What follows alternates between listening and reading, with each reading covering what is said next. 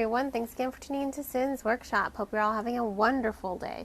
Today we're going to be talking about the Priory of the orange tree. And my goodness, I was late on this one.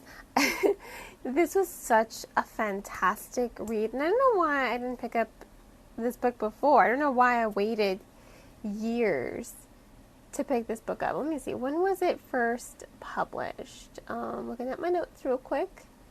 2020. Wow. And that was the paperback. So that means the hardcover came out even before that. 2019. What the heck was I doing in 2019? Oh, right. COVID. Seriously, this is a book I would have devoured. And I did devour this book. Easily one of my favorite books that I read last year. It was so well done. I mean, this book is 848 pages long. You know, it's pretty intimidating when you look at it at the bookshelf, but I understand why it's always flying off the shelves. It's such an easy read. You know, Samantha Shannon did an incredible job grounding the reader in, it's a fantastic world building. I mean, you even see, you know, her note in the beginning. She does draw from other cultures. I definitely do see some medieval folklore here. I do see some Arabian influences alongside some East Asian influence. I'm seeing these three different influences in the story building. But I think that worked out well because it gives the reader something tangible that they can relate to so that the high fantasy doesn't just blow them out of the water. You know, some people do have a tendency to have a disconnect when reading high fantasy because it is so high fantasy and a little bit out there. The same thing with science fiction. You know, sometimes readers need something to ground themselves in. I'm not saying I'm one of those. I love high fantasy. I mean, I grew up reading Dragonlance. I love that shit. Which is another reason why I'm very disappointed in myself for not buying this book when it first came out. It's such a fantastic book. I mean, that world building, the way she draws upon these different cultures to weave something really beautiful is masterful. I mean, her storytelling is masterful. There's no other way for me to put it. You're grounded from beginning to end. You're seeing it. And I started this book, you know, I was like, okay, let me just do 30 pages a day so that I don't overwhelm myself. And this is my new habit now. I pick a book that I'm going to read at 30 pages a day. Like, that's going to be my book. It started me on this new pattern for reading that I'm in love with. And after I got to page, you know, I want to say 600, 700, I was like, I can't just stick to 30 pages a day anymore. I need to read more, because it's so good.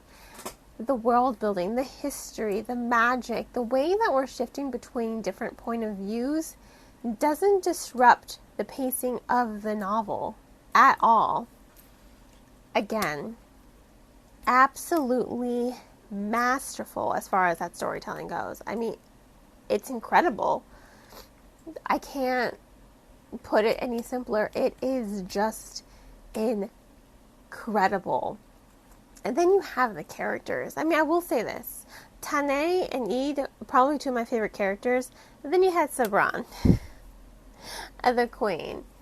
Early on, she was just kind of annoying, but a few chapters into her perspective, and you really do begin to relate to her. She's the queen, but she doesn't really have a lot of power. Her lineage, her bloodline is said to keep the Nameless One bound underneath the ground. So really, her queendom is condensed to one moment. Her giving birth to another daughter. That's it. That is what her purpose is as queen.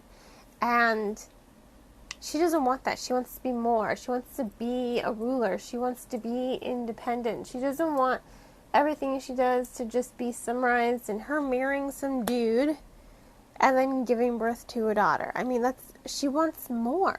And you completely understand that. And then once you understand that, you're like, okay, I totally get why you were a bitch in the beginning. 100% get it. Understand. But that's what I think is really incredible with the storytelling. You know, each of these characters, they grow, they evolve, they come to respect one another and become formidable. You know, they change, they evolve, and through that, they are forces to be reckoned with. I mean, whew, I love them. I really do. It's such a good story. I could go on and on. I really could. I really, really could, because it's just so good. It's just so good. I love this book so much. You can bet I already pre-ordered the sequel to it, and I made an effort. I went and I found the Priory of Orange Tree in hardcover, and I bought that because I'm like, if I'm going to give you my money, I'm going to give you all my money. And I already pre-ordered Day of Fallen Night, so that just tells you how much I am in love with this book and how excited I am. You know, I understand why this book has such acclaim, and it does. It deserves every single award it gets, because Shannon, my God, her writing style is beautiful. I mean, she's just amazing. The story is amazing. 848 pages, and I flew through it. Doesn't even like, I look back now and I'm like, why did I think you were so intimidating? You were so easy to read, and she was so easy to read because of the masterful storytelling. You know, that world building, that pacing, that characterization. It was all on point, and it was incredible. So 5 out of 5 stars. If you want to go ahead and purchase the book, I will include links in the description below where to purchase. And on that note, I hope you all continue to support this podcast by liking it, subscribing to it, and sharing it with all your book loving friends.